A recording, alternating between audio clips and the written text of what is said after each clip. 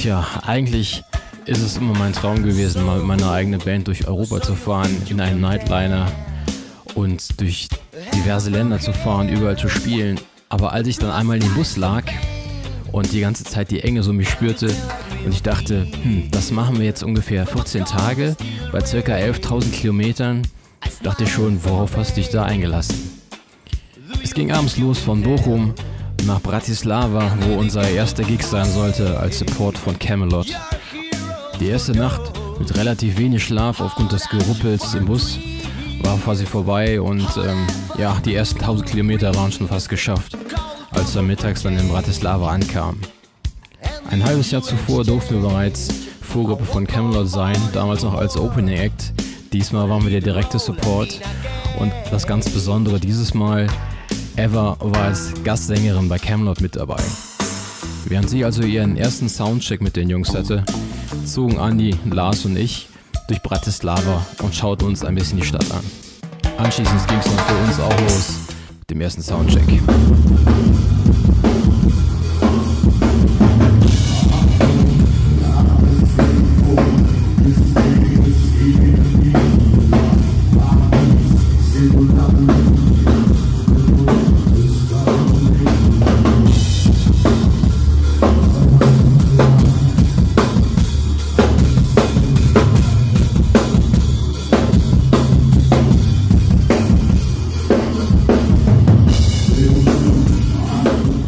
Anschließend ein gemeinsames Abendessen, die Ruhe vor dem Sturm. Dann ging's los nach unserem Auftritt.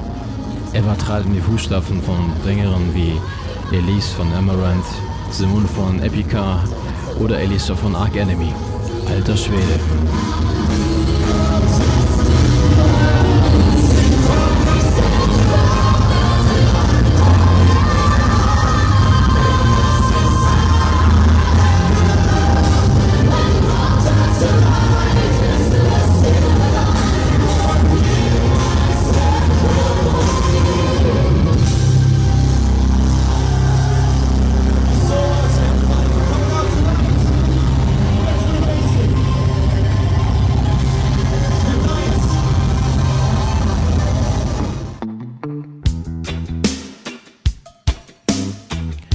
Anschließend ging es einen Katzensprung von Bratislava nach Budapest, wo wir relativ früh morgens da waren und so noch einige Zeit hatten, um uns die Stadt anzuschauen. Die Musik im Hintergrund, eine Reggae-Version von Pink Floyd's Wish You Were Here, war übrigens ein Song, der jeden Tag auf jedem Soundcheck bei uns lief. Deswegen habe ich das hier als Hintergrundmusik gewählt, weil es eigentlich auch ganz gut passt. Der 13.10. ist für mich ein besonderes Datum. So, guck mal, so sieht das aus hier. Erstmal eine überschwemmte Dusche.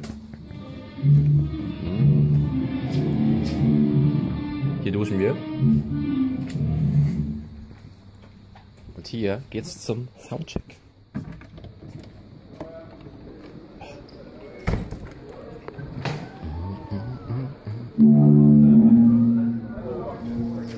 Das ist der Ton. Und hier zocken wir gleich.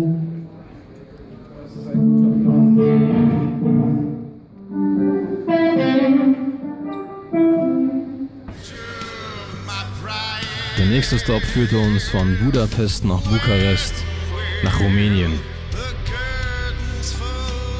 Mir kam oft der Gedanke auf der Fahrt dorthin, dass wir Deutschen uns auch ziemlich oft über sehr belanglose Dinge aufregen. Vor 8 Jahren hatte ich das Glück, über eine Musiker-Internetplattform jemanden kennenzulernen, der Lust hatte, einfach über Musik, die Andi und ich zusammen geschrieben hatten, was zu singen. Der Song im Hintergrund war der erste Song, den wir zusammen aufgenommen hatten. Aber in den 8 Jahren haben wir uns kein einziges Mal getroffen und wirklich mal von Angesicht zu Angesicht gegenübergestanden. Sein Name ist Eli Haddad und er kommt ursprünglich aus dem Libanon, ist von dort aus nach Rumänien gezogen und wohnt in der Nähe von Bukarest.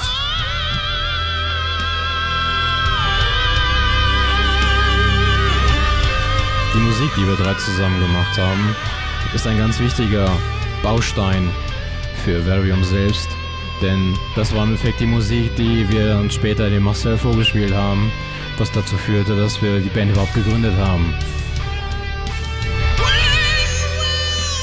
In Bukarest angekommen, warteten wir noch ein bisschen und dann war es dann endlich soweit. Das ist er. Für mich der libanesische David Coverdale aus Rumänien.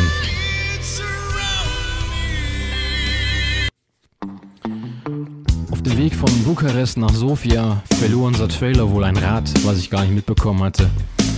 Später erzählte man mir davon. Und auch unsere norwegischen Kollegen von Rhythm, die jeden Abend den Opener machten, verloren komischerweise ein Rad auf dem Weg nach Sofia. Die Bühne in Sofia war was kleiner als alle anderen Bühnen, die wir zuvor gespielt hatten. Insofern spielten alle Drummer auf einem Kit. Aber was danach kam, das war irre.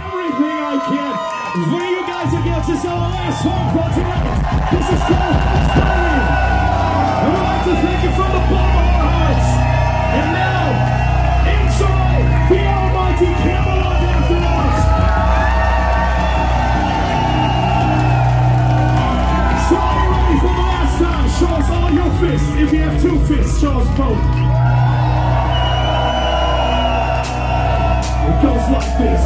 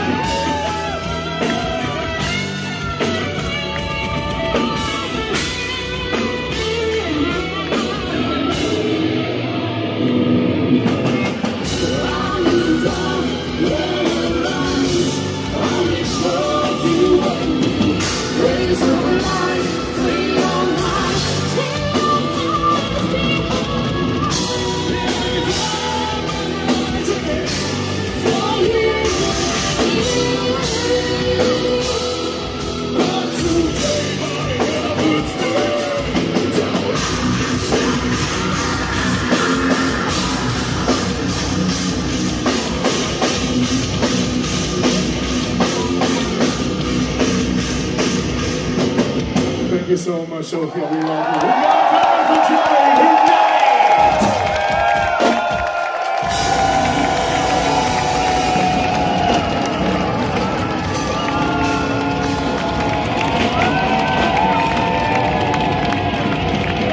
Hopefully see you next time.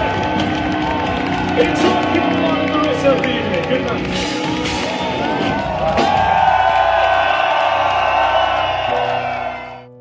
Sofia. Definitiv das unglaublichste Publikum, das ich jemals erlebt habe. Nach einem langen Ritt von Sofia nach Budapest zurück, hatten wir nun einen Tag off, wo wir etwas Zeit hatten, die Akkus wieder aufzuladen, ein bisschen Luft zu schnappen, raus aus dem Bus und die Stadt ein bisschen anzuschauen. I know life is painful. This pain is keeping me alive. My wounds still are bleeding. The blood is covering the floor. But I'm alive. I am still alive.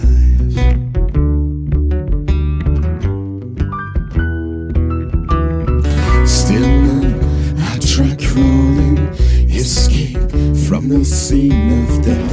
Welcome to Reaper's Garden. It's harvest time. A new dawn will arise, only for you and me. Rays of light, free on. Auch ein Besuch im Hard Rock Café durfte natürlich nicht fehlen. Da gab es zum Beispiel eine Klampe von Korn zu bewundern. Oder auch dieses Ding hier.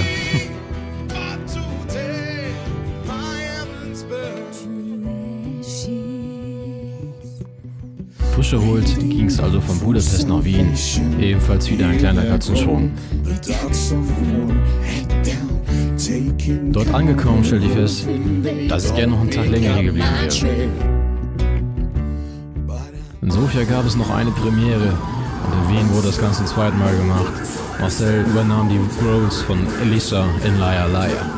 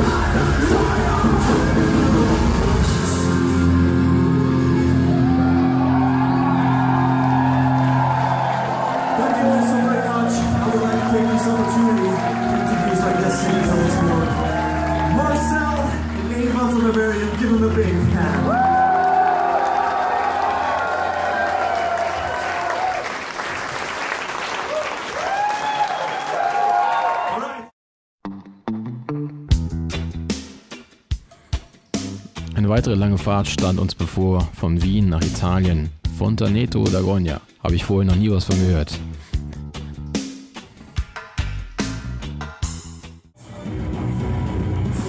Uns erwartete dort eine recht große Halle, sehr leckeres Essen und endlich ein paar sehr bekannte Gesichter aus der Heimat.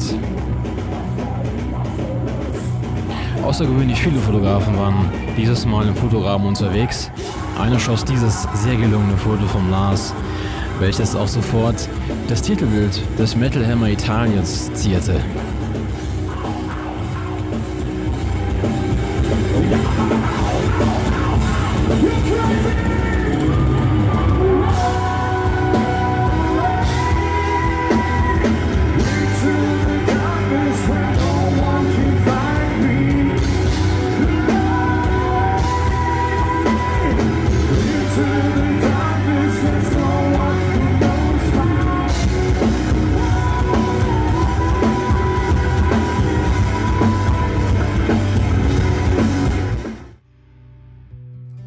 Nun lagen weitere 1000 Kilometer vor der Brust, die uns diesmal von Italien nach Barcelona führten.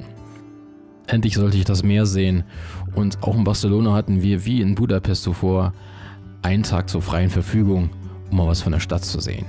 Hier wurde unser Bus mal ordentlich durchgewaschen, der war mittlerweile mehr grau als schwarz. Und dann waren wir endlich am Meer.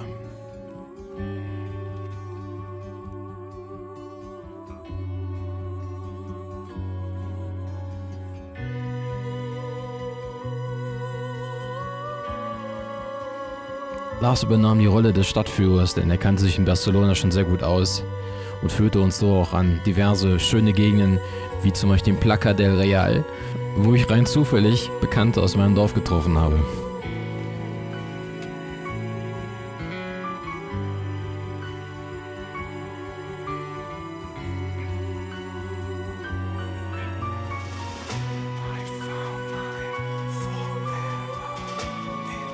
Zum Ausklang gab es noch ein leckeres Essen in einer Tapas-Bar am Hafen, wo wir uns noch mit Markus, Dani und Michaela getroffen hatten, die auch noch nach Barcelona gereist waren. Für den nächsten Tag an unserem Auftritt in Barcelona hatte sich weiterer Besuch angekündigt. Menno und Sabine besuchten uns.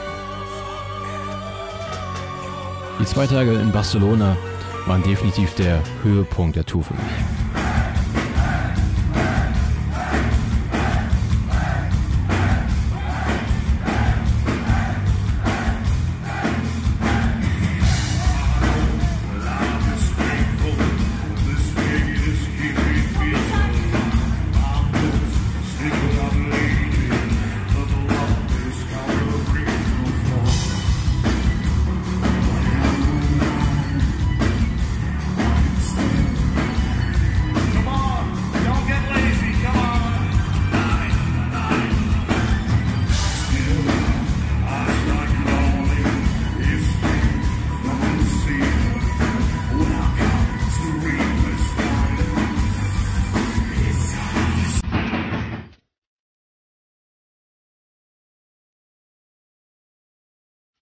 Nun ging es 600 Kilometer weiter weg vom Meer ins Innere von Spanien nach Madrid, wo wir unser vorletztes Konzert absolvieren sollten.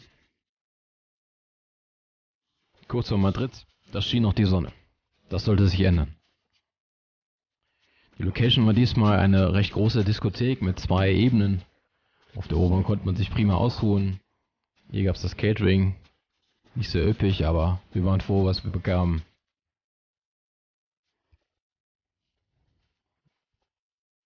Ja, und dann taten wir das, was Musiker zu 90% auf Tour machen. Warten.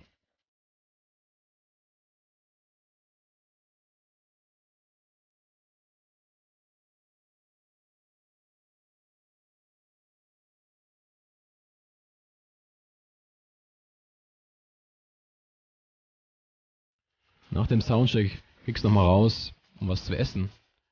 Und bereits 2 Stunden vor Einlass hatte sich eine richtig große Schlange gebildet. Die wollten alle da rein, wo wir spielen.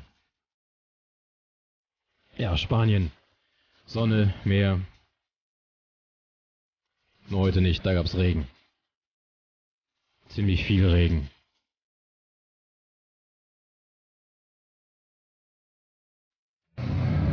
Vom Essen zurückgekehrt, legten Witham aus Norwegen bereits schon los. Die Jungs haben jeden Abend einen richtig guten Job gemacht. Wer Symphony X mag oder Circus Maximus, die ich selber sehr gerne mag, sollte sich die unbedingt mal anhören.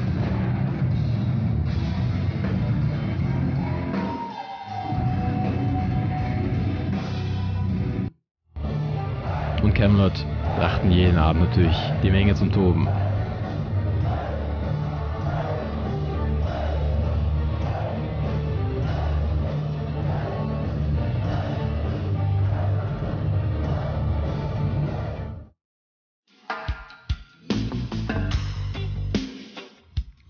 Und dann war es soweit, Endspurt. Das letzte Konzert stand an. Diesmal ging es nach Lissabon in Portugal. Endlich wieder ans Meer. Der Morgen fing an mit einem langen Spaziergang mit Sean. Echt ein cooler Typ. Ein letztes Mal dröhnte Wish You Were Here aus den Boxen.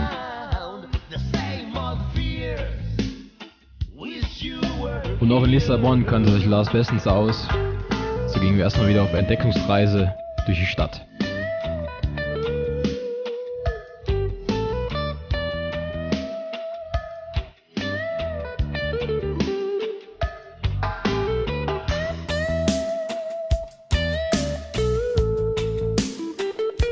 Und auch hier hat er sein Versprechen gehalten und mir gezeigt, wo das Meer ist.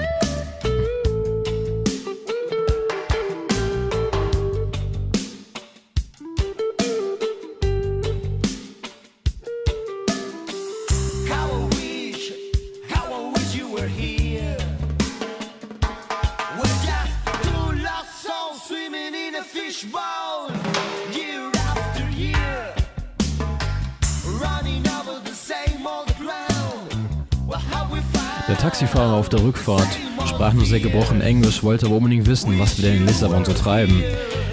Lars hat ihm dann zu verstehen gegeben, dass er sich nur ein Wort merken muss. Rockstars.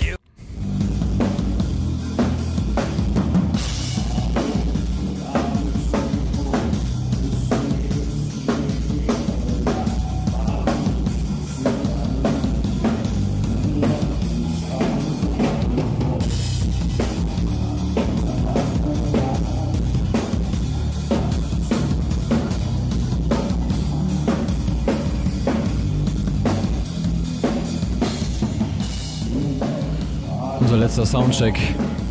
Und nun ging es auch los für die Jungs von Witham zum letzten Soundcheck. Und das da vorne, das ist der Tom, der wichtigste Mann auf der Tour. Hey, letzter Tag heute. Yes. Ja, und dann ging es schon los. Der letzte Auftritt von Witham.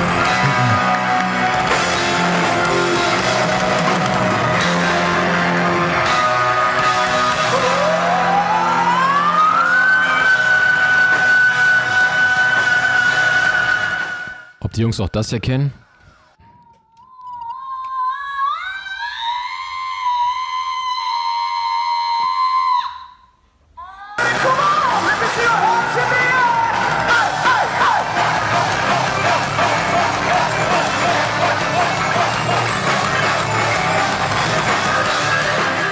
Was ich auch noch nicht kannte, war, dass es wohl einen Brauch gibt, auf der letzten Show auf einer Tour den anderen Bands immer gegenseitig Streiche zu spielen. Bodo und Casey hatten dem armen Frank von Rhythm beim letzten Song das halbe Drumkit abgebaut.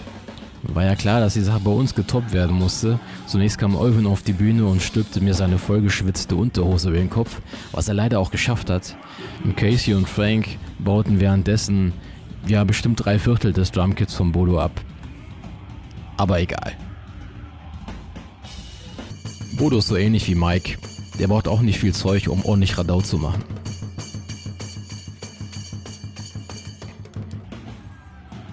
So gab es dann auch ordentlich Radau mit nur einem Becken und den Leuten war es auch egal.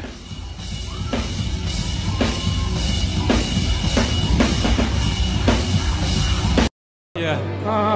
Es ist so dunkel hier. Es ist so dunkel hier, ist mir scheißegal.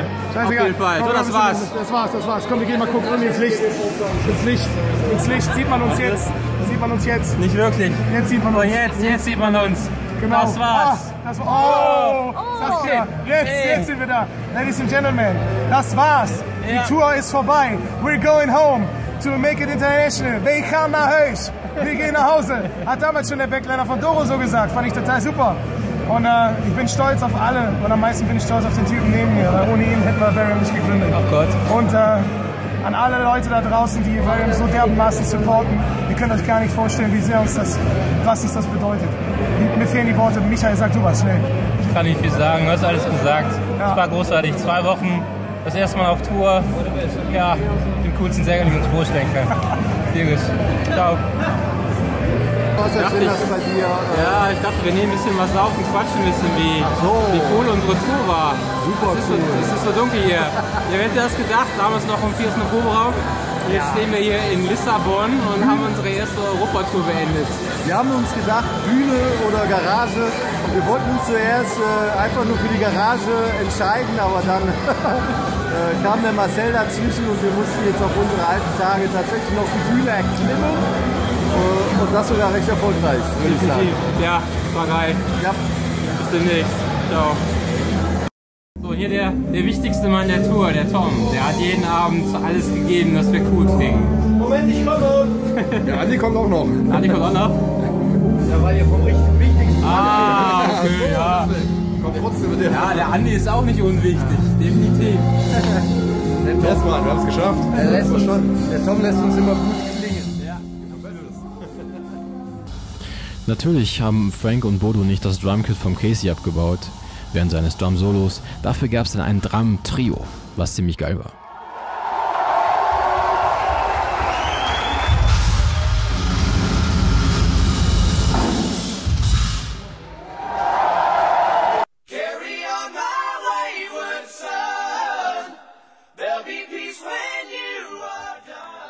Tja, und das war's dann wirklich. Der letzte von 9 Auftritten war absolviert. Unsere erste Europatour war beendet. Und für einige ging es direkt mit dem Flieger von Lissabon aus nach Hause. Es machte keinen großen Sinn, zum Beispiel für die Jungs von Camelot, erst noch in den Bus zu steigen und 2 Tage nach Bochum zu fahren. Der ein oder andere trank noch ein Bier oder auch 2 oder was Hochprozentigeres. Ich eine Cola und ein Wasser. Halt voll Rock'n'Roll. Und ab ins Bett. Ja, und dann ging es tatsächlich nach Hause. Die längste Busfahrt meines Lebens stand vor mir. Circa 2.500 Kilometer zurück über Frankreich, Belgien nach Deutschland.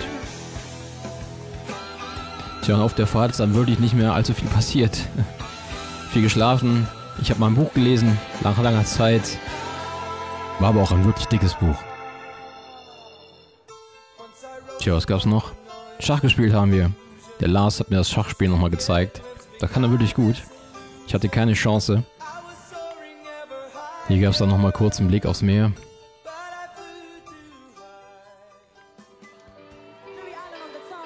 Das war irgendwo in Frankreich. Und nach 2 Tagen Busfahrt waren wir dann endlich wieder zu Hause. Ich bei meiner Familie, meiner Hobbithöhle. Und tja, unsere erste Europatour.